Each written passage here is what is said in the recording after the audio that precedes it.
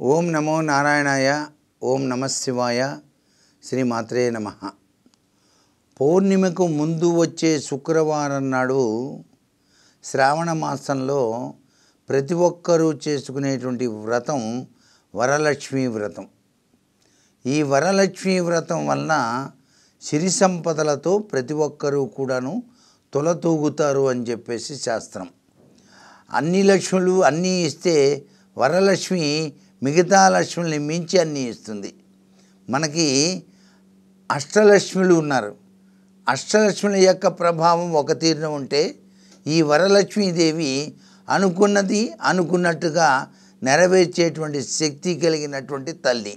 అందుచేత వరలక్ష్మీ వ్రతాన్ని శుక్రవారం నాడు, పౌర్ణమికి ముందు వచ్చే శుక్రవారం నాడు ఆచరించాలి.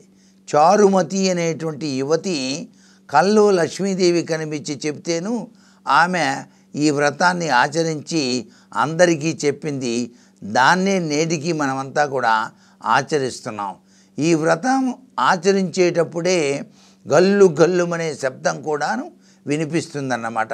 నిష్టగా గనక చేసినట్లయితే గల్లు గల్లుమనే శబ్దం వినిపిస్తే ఇంట్లో నిధులు ఉన్నాయేమో అనుకోవటం పొరపాటు. ఆ తల్లి మన ఇంటికి వచ్చింది అని భావించాలి. అక్కడ నిధులు నిక్షేపాలు దొరుకుతాయి, తవ్విద్దాం అనుకోకూడదు. గల్లు గల్లుమనే శబ్దం వినిపిస్తుంది. వరలక్ష్మి వ్రతం చేసేటప్పుడు నిష్టగా కనుక చేసి ఆ తల్లి యొక్క కథను విని, ఆ చారుమతి కథ విని బ్రాహ్మణునికి తగినటువంటి దక్షిణ తాంబూలాదులు ఇచ్చి, వాయనం ఇచ్చి, ముత్తైదును పిలిచి వాయనం ఇచ్చి, షట్రశోభితమైనటువంటి నైవేద్యాన్ని తల్లికి సమర్పించి 10 మందికి గనక ప్రసాదం పంచితే తప్పనిసరిగా వరలక్ష్మీదేవి యొక్క దివ్యవంతమైన అనుగ్రహ కరుణా కటాక్ష వీక్షణాలు ప్రతి ఇంట్లోనూ కూడాను తాండవిస్తాయి. ముఖ్యంగా లక్ష్మీదేవి అనుగ్రహించడానికి రోజు తులసి కోట దగ్గర సాయం సంధ్యా సమయంలో దీపం పెట్టేటువంటి విధి విధానాన్ని పాటించండి. వాస్తుశాస్త్రరీత్యా కూడా చాలా గొప్పది ఇది. సాయంత్రం పూట 5:30 కాగానే ఇంట్లో ఉన్న లైట్లన్నీ కూడా వెలిగించండి. లైట్ అంటే ఏంటి? దీపమే కదా. దీపకాంతి వెలిగించి అవసరం లేని లైట్లను ఒక 15 నిమిషాల తర్వాత ఆపేసేయండి. కరెంటు బిల్లు పెద్ద ఏం కాదు ఈ 15 నిమిషాల లోపల. కాబట్టి ఇంట్లో ఉన్నటువంటి లైట్లన్నీ కూడాను చక్కగా 5:30 కల్లా రోజు వేయండి. అన్ని లైట్లా అనకూడదు.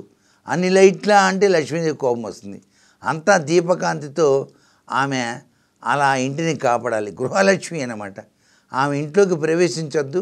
అందుకే దీపావళి నాడు గృహమంతా కూడాను చక్కగా దీపాలతో అలంకరించే సాంప్రదాయం ఉంది మనకి. అలా అలంకరించబట్టే మనం సంవత్సరం యావత్తు కూడాను పరిపూర్ణవంతమైన ఆనందంతో జీవితాన్ని గడుపుతున్నాం కదా. అలాగే దీపం జ్యోతి పరబ్రహ్మం దీపం సర్వతమోహరం దీపేన సాధ్యతే సర్వం దీపలక్ష్మీ నమోస్తుతి అనే శ్లోకాన్ని చదువుకోవాలి. ఈ శ్రావణ మాసంలో ప్రతి ఇంటికి కూడాను సాయం సంధ్యా సమయంలో ముత్తైదువులను ఆహ్వానించి వారికి గురుబలం పెరగడానికి వీలుగా మనందరికీ బాగుండటానికి నానబెట్టిన శనగలతో పాటు తాంబూలంలో అరటిపండు కానీ, బత్తాయి పండు కానీ, యాపిల్ పండు కానీ ఉంచి ఆ యొక్క ముత్తైదువుకు ఇచ్చి, వాయనంగా ఇచ్చి, నమస్కారం చేసి అక్షంతలతో ఆశీస్సులు పొందాలి. ఇలా ఎవరైతే చేస్తారో వాళ్ళకి లక్ష్మీ కటాక్షం వస్తుంది.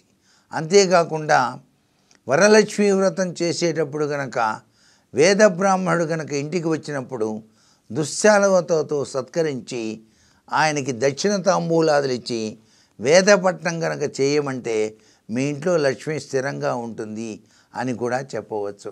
ఇంత గొప్ప విశేషం ధర్మాన్ని పరిరక్షించడానికి భారతీయ సనాతన సంస్కృతిలో ఏర్పాటు చేసినటువంటి ఈ వరలక్ష్మి వ్రతంలో దాగిన పరమార్థంగా గుర్తెరుగుదాం.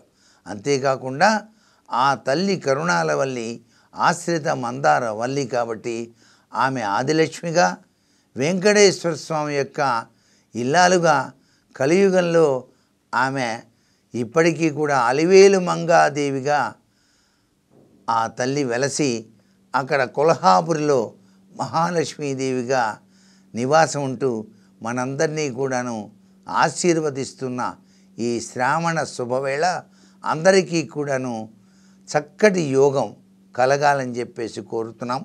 అంతేకాకుండా లక్ష్మీదేవి అనుగ్రహం కోసం ఈ జన్మలో చేసిన దానమే మరొక జన్మలో విశిష్టవంతమైనటువంటి ఐశ్వర్యాన్ని, ఆరోగ్యాన్ని మనకు ప్రసాదిస్తుందని చెప్పేసి చెప్పవచ్చు.